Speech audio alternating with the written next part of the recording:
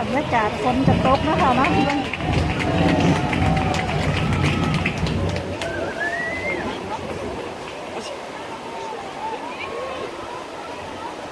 เอาวอสิติกใช่โอ้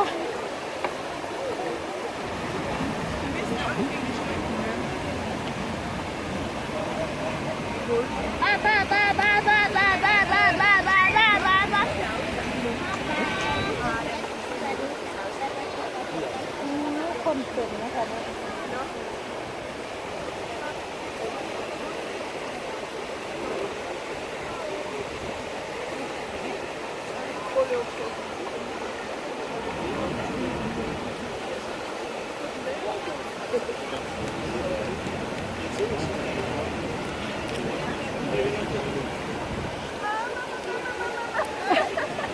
โอ้ยเช้า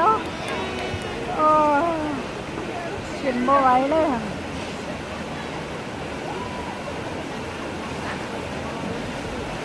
สุดกว่าไปพูด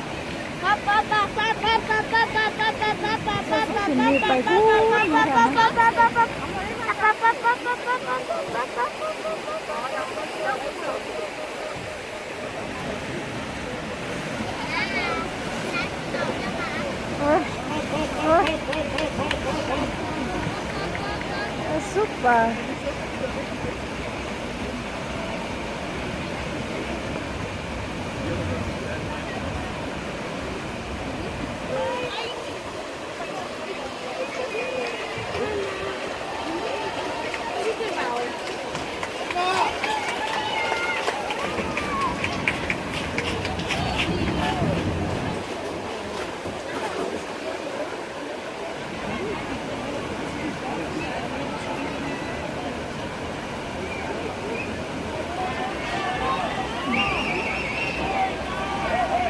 บรรยากาศฝนกระตกนะคะเนาะเป็น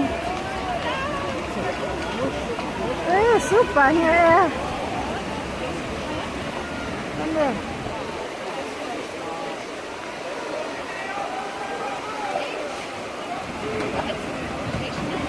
โอ้ยเอา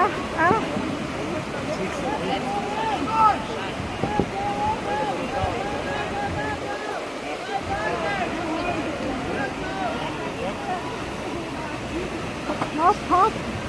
yeah hop super hey hop super hey ครับฟังผู้กินผู้ล่องบานเนี่ยเบิ้ลนะพี่น้อง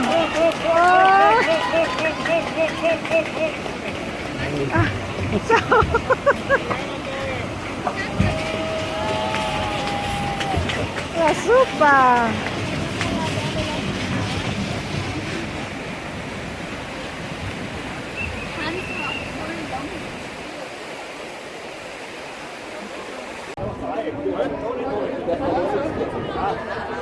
ทำได้อีกแล้วนะคะนะวันนี้มีการแข่ง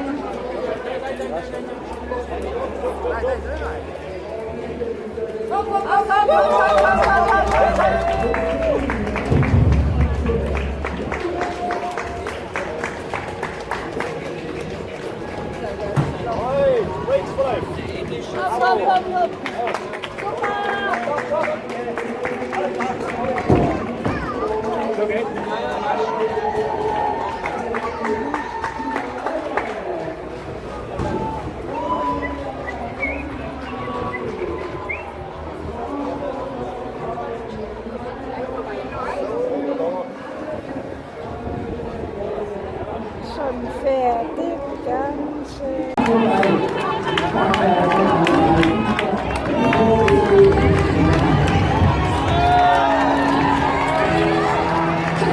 Nummer 11, jetzt kommt es in Dienst Nummer 24.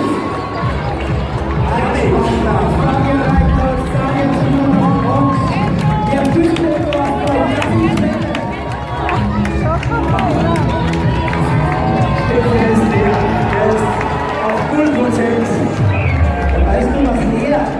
das sind wir erst gehabt.